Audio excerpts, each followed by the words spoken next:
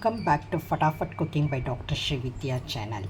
இன்றைக்கி இந்த வீடியோவில் நம்ம எதை பற்றி பார்க்க போகிறோம் அப்படின்னா கத்திரிக்காயை வச்சு செய்யக்கூடிய ஒரு ரெசிபி தாங்க. இது ரொம்ப டிஃப்ரெண்ட் டேஸ்ட்டாக இருக்கும். நான்வெஜ்ஜு சாப்பிட்டதுக்கு ஈக்குவலாக இருக்கும், அவ்வளோ டேஸ்ட்டாக இருக்கும். இது ஈஸியாகவும் செய்யலாம், ஹெல்த்தியாகவும் இருக்கும்.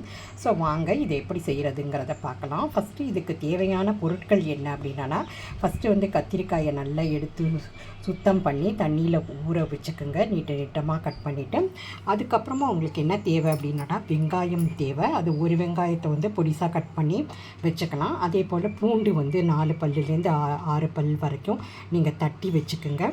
அப்புறம் தாளிக்கிறதுக்கு கடுகு.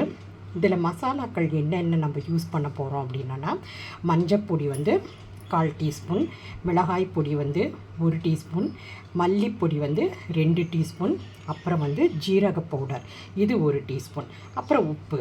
இது தாங்க நமக்கு தேவையானது. இதை வச்சு நம்ம செய்கிறப்ப ரியலாகவே இது ஒரு நான்வெஜ் சாப்பிட்ட ஒரு சாட்டிஸ்ஃபேக்ஷன் கொடுக்குங்க. வாங்க இதை எப்படி செய்கிறதுங்கிறத பார்க்கலாம். ஃபஸ்ட்டு ஒரு கடாயில் ஒரு ஸ்பூன் எண்ணெய் ஊற்றிக்கிங்க. அப்புறம் கடுகு போட்டுக்கோங்க. கடுகு பொரிஞ்ச பிறகு நீங்கள் வெங்காயத்தையும் பூண்டையும் போட்டு நல்லா வதக்கிடணுங்க.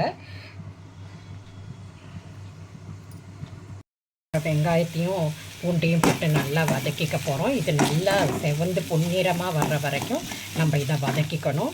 மெயின் டைம் கொஞ்சம் கருவேப்பிலை ஆட் பண்ணிக்கலாம். கருவேப்பிலை ஆட் பண்ணுறதால நமக்கு கொஞ்சம் இரும்பு சத்தும் நமக்கு கிடைக்கும். முடி வளர்ச்சிக்கு இது நல்லாயிருக்கும். தனியாக போட்டாங்கன்னா எல்லாம் எடுத்து போட்டுடுவாங்க. ஸோ அதனால் இதை நல்லா மசிச்சிட்டோன்னா அந்த கிரேவியோட மசாலாவோட சேர்த்து சாப்பிடுவாங்க. சாப்பிட்றதுக்கும் ரொம்ப டேஸ்ட்டாக இருக்கும். ஸோ இதை இன்னும் கொஞ்சம் நல்லா வதக்கிட்டு நம்ம அடுத்த ஸ்டெப் நம்ம கத்திரிக்காயை போட்டு அதையும் போட்டு நல்லா வதக்கிக்கலாம்.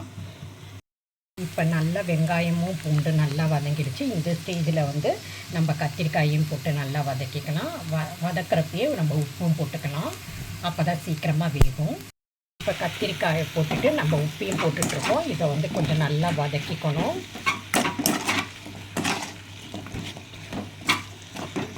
ஒரு 2 நிமிஷம் 3 நிமிஷம் நல்லா வதக்கினாலே உங்களுக்கு சீக்கிரமாக வெந்து போய்டும்.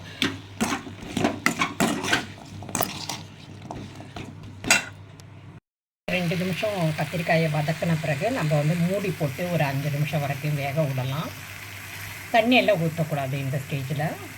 காய் நல்லா வெந்து வந்துடுச்சுங்க. இது முத்தின காயால் கொஞ்சம் டைம் ஆகிடுச்சு. அதனால் கொஞ்சம் தண்ணி மட்டும் நான் தெளித்து விட்டுருக்கேன். இதுவே இப்போ ஃபஸ்ட்டு டைம் பண்ணுறப்ப ரொம்ப பிஞ்சு காயாக இருந்துச்சு, சீக்கிரமாக வெந்துருச்சு. இது கொஞ்சம் முத்தல் காயாக இருக்கிறதால கொஞ்சமாக தண்ணி தெளித்து விட்டுருக்கேன்.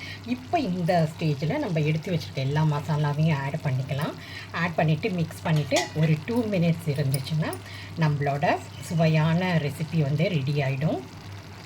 ஃப்ரை பிரிஞ்சால் ரெடி ஆகிடுச்சுங்க. இது டேஸ்ட்டு ரொம்ப சூப்பராக இருக்கும். எனக்கு இன்றைக்கி கொஞ்சம் காய் முத்தின காயாக இருந்ததால் ஒரு 8 நிமிஷம் வரைக்கும் ஆச்சு. பிஞ்சு கத்திரிக்காயாக இருந்தாலும் ஒரு 4 to 5 நிமிஷத்துலேயே உங்களுக்கு வெந்து போயிடும். சாப்பிட்றதுக்கு அவ்வளோ டேஸ்ட்டாக இருக்கும்.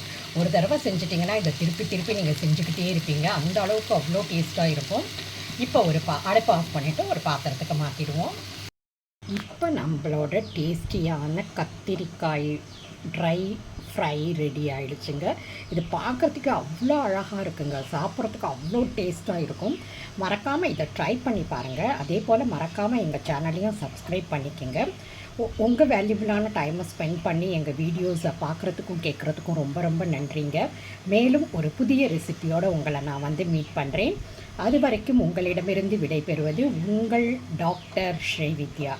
நன்றி, வணக்கம்.